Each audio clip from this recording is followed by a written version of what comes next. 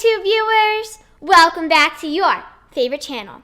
So, some of you guys know that in addition of doing gymnastics videos and playing with my guinea pigs, I also like asking evolutionists tough questions on what they believe.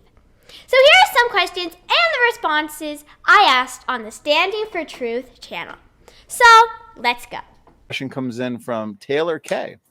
And this question is for Mark. If the Earth is really billions of years old, why is there still helium found in rocks, given the current rate at that it leaks into the atmosphere? Why we still have helium, because it's been created by radioactive decay. Very, very slowly, I might add. Okay, so what Mark Reed is saying here is that as these radioactive isotopes decay, they produce helium molecules. That may happen, but is that really enough to account for billions of years? Let's see what T-Rock has to say about this. Yeah, this is a great question. Again, it's super easy to go down these very long rabbit trails. But this is a really interesting one because there should not be helium in those rocks, period, if the Earth is 4.5 billion years old. And the reason is because helium, being an inert gas and being very, very small, will slip through crystal lattice structure quite easily. And more specifically, it's temperature dependent. So the answer Mark gave is not actually an answer. It's yes, we know there's radioactive decay. We know that the decay rate is slow. The problem is that the escape rate of helium at the given temperatures are much faster than the rate of radioactive decay of the uranium.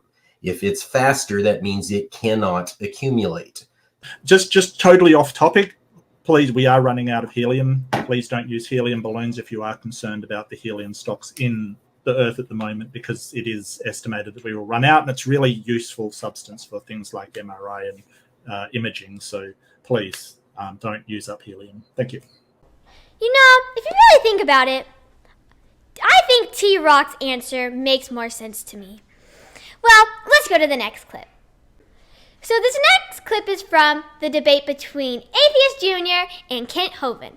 I asked Atheist Jr. a simple biology question, so let's see what he says about this. AJ, this one is for you. This one comes in from Taylor K. I do appreciate the question, Taylor. And she asks, question for AJ.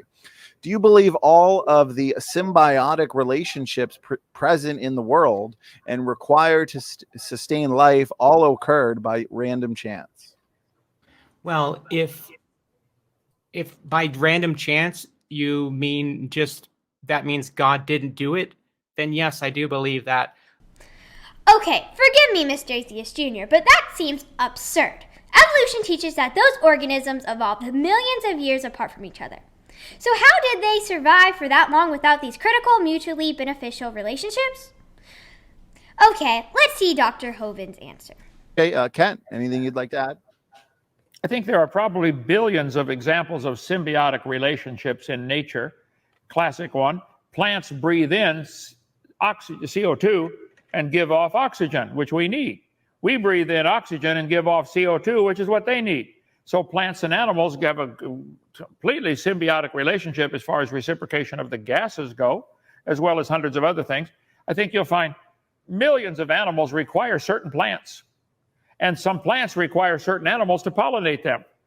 Like the bee with the fuzz on his back, when he goes in and touches certain parts of the flower, the stamen will come down and deposit the pollen on the bee's back. How did the stamen learn to do that? It works. It works really, it's amazing. You'd almost want to think God did it if you didn't know better. So I think the good question, you could find literally probably into the millions of symbiotic relationships if you look for it. Absolutely, Dr. Hovind. That makes sense to me. Let's go check out the next clip. Okay, so this next clip was a debate between Kent Hovind and Daria Bloodworth. So this debate was if pine trees and whales are related. A lot of people have debate about that. Obviously, they're not related. But, so I asked Daria a question about abiogenesis. So let's see how Daria responded to that. So here's a question that comes in from Taylor K. Question is for Daria. If abiogenesis If I'll just read it word for word. If abiogenesis, genesis all the way to man, was caused by unguided accidental processes, then how can you trust your own thoughts? That's a very good question. And honestly, it's tough to trust one's own thoughts because, and it's always important that they have a healthy amount of skepticism about what you're thinking, because you wind up, if you don't wind up challenging your own thoughts, you can wind up believing in some really crazy nonsense, like, say, creationism. Wow, Daria, I completely agree that if you don't challenge your own thoughts, you do end up believing some really weird things. Like life evolved from rocks and whales share a common ancestor with pine trees. Okay, let's see what Dr. Hoven has to say about this subject. Well, as he said, or she said, I'm not sure which it is, a very excellent question. It's good to have healthy skepticism. It's good to challenge your own thoughts. I think you should challenge your thoughts on the pine tree and the whale, Daria. I don't think you've challenged that. I think you've accepted it because somebody else said it's true. Therefore, they drew a line on paper. Got to be true. If your brain formed by chance over billions of years of mistakes, mutations, billions of years of accidents and mutations formed your brain, is what you believe. How do we know you don't have some chemicals in there backwards or something? It's a good question. I think you need to meditate on that. Why are you trusting your thoughts that you are related to a pine tree? Why are you believing such a thing? Are you willing to question that? Or you like it because it gives you a free lifestyle from God's rules, but are you willing to just stop and question? Why on earth do you believe a pine tree and a whale are related because they're eukaryotes? That's a man-made division. We decided to call him a eukaryote. The whale didn't call himself that. Pine tree didn't call himself that. We decided that.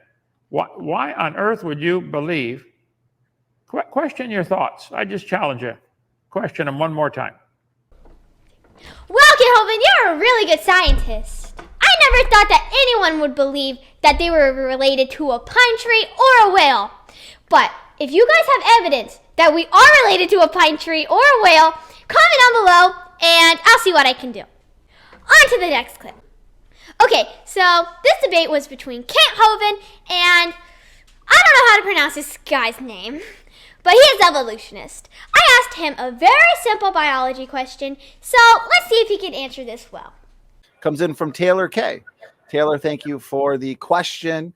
And she asks, since natural selection only selects from existing traits, what is your theory on how new traits originate? Go ahead, Horazio. I don't think natural selection only selects from existing traits, but mutation is the force that, or is the process by which new traits are, I don't want to say created, but the new traits that arise. And then natural selection uses or enforces those traits to be passed on to the next generations. So I don't know if that answers the question, but mutations. Do you know how many billions of mutations it would take just to produce our circulatory system or our respiratory system? Also, the vast majority of mutations are harmful or fatal. Do you even have an example of just one beneficial mutation? Please comment if you do. Okay, let's hear Dr. Hoven's answer. Yeah, I think we would agree that amoeba do not have wings, do not have eyes, do not have legs, do not have arms. There are animals alive today with all of those features. So somewhere along the line, new information had to be added according to the evolution religion. There's no evidence of this, none. You can believe it all you want. It's a fairy tale for grown-ups is all it is. Look, Boots, we're in fairy tale land. You're right, Dora. You're right. It does seem like we're in fairy tale land. Okay, so on to the next clip. Okay, so this clip is a debate between Dr. Kent Hoven and Dr. Jay Bundy. So this debate happens to be Dr. Kent Hoven's 300th debate. So happy 300th debate. So let's go. Comes in from Taylor K. This is a question for Jay. So Jay, she's coming at you. She's coming at you. She says, question for Jay. What came first? The atmospheric gases needed to sustain life, or the life needed to create the atmospheric gases? I'm insulted. It's like they didn't listen. Ken, it's like they wasn't listening when I said how boring I think all the other subjects of science are. She lost me at atmospheric gases. Ken, do you know the answer to this question? Because I don't care. Dr. Bundy, my man, I know you don't have the answer, but you have to try. You can't ask your opponent to answer it for you. Well, let's hear Kent's response. Ken, do you know which one came first? Go ahead, Ken. Well, the Bible clearly teaches God made the heaven and the earth. He made the air, the atmosphere first. And then a couple of days later, made the plants and then the animals. And so it all fits just fine. The plants breathe in CO2, give off oxygen. We breathe in oxygen, give off CO2. It works great together. I think it had to be a few days apart, exactly like the Bible says. No other way for it to work. This debate we're going to be covering today is between Kent Hovind and Ken Rock. And in this debate, I asked Ken Rock a question about if evolution can explain the diversity of life we see on Earth today. So let's see what he says. Ken, if all plants and animals share a common ancestor, does that mean that something from the animal kingdom gave birth to a plant, or vice versa? Neither. They would have evolved from something that would have been neither plant nor animal that had the properties and the capability of becoming both at a point in time. What on earth? Ken, what kind of organism has the same properties and capabilities to become both a plant and an animal? That thing would look crazy. Plus, doesn't that violate the law of monophyly? I feel like I am still in fairy tale land. Anyways, let's hear some real science from Kent. Okay, thank you very much, Ken. And over to you, Dr. Hovind. Well, there's no question the textbooks do teach plants and animals have a common ancestor, and insects and single-celled creatures. They teach they have a common ancestor. All the forms of life have a common ancestor. This is a religious belief. This has never been observed. That's my point all along. I've been preaching it for 20-some years. I'll keep going. 30 years now. It's just something they believe in.